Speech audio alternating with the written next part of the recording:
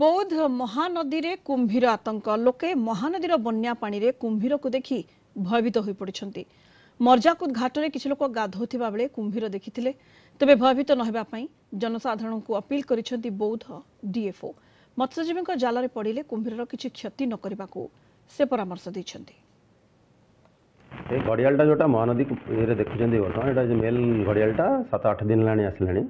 ये आसिकी आम करडी और हाटगाँ एरिया आम तार गतिविधि को मॉनिटर करूँ। एबे से ऊपर को जाऊँगी जेहेतु पानी बढ़ुची से ऊपर ऊपर जीव इवन चाउरपुर पर्यंत संबलपुर पर्यंत जीवार भी चांस अच्छी।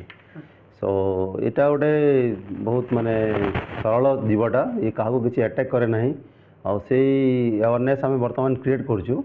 जदि भी कौन आमर मत्स्यजीवी भाई मैंने माछ मारुला समय से तार जाल रे पड़ जाए ताले भी भयभीत होगी किसी मारिया न चेष्टा करी वन विभाग खबर देले आम जा रक्षा कर माने सेठू रिकवरी करवा एवं तांकर जदि जाल छिड़ी जाइए ताले रिकवरी माने भी आम कंपेसेनेट अमाउंट दिया होची।